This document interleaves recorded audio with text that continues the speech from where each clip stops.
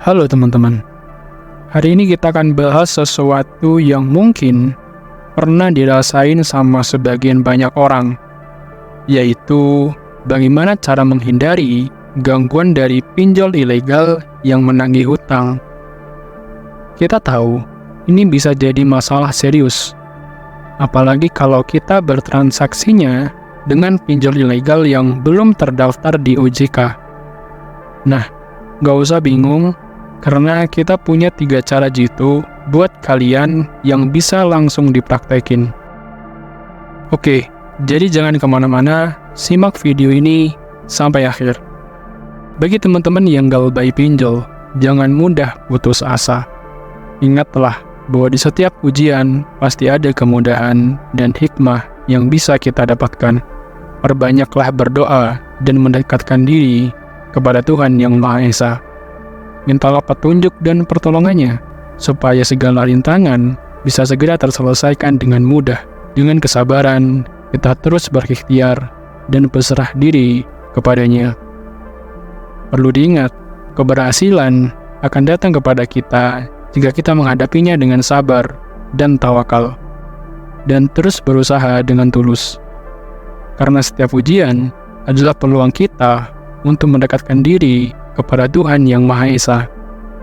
Semoga kita selalu diberikan kemudahan dan keberkahan dalam setiap perjalanan hidup. Amin. Jadi gini teman-teman, pertama-tama, kalau kalian udah ngerasa terganggu nih sama pinjol ilegal, yang bisa kalian lakuin adalah uninstall aplikasi pinjolnya dari smartphone HP kalian. Ini penting banget, karena aplikasi pinjol yang ilegal bisa saja membahayakan data pribadi kalian. Caranya gampang teman-teman. Kalian bisa hapus data dan change aplikasi di pengaturan ponsel kalian. Baru setelah itu bisa uninstall aplikasinya. Jadi, langkah awal yang perlu kita ambil agar kalian tidak diteror oleh DC pinjaman ilegal. Jadi, langkah awal yang perlu diambil agar kalian aman dari teror pinjaman ilegal. Nah, yang kedua, kalau kalian udah merasa hak kalian dilanggar, atau ada tindakan yang melanggar hukum dari pinjol ilegal tersebut, jangan ragu untuk melaporkan ke OJK atau ke pihak yang berwenang. Kalau misalnya ada penyebaran data pribadi tanpa izin, atau penyalahgunaan data pribadi, segera laporkan ke pihak yang berwenang.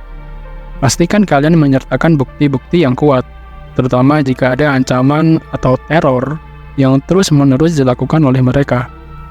Ini adalah langkah yang serius yang bisa diambil untuk memberantas praktek-praktek seperti ini.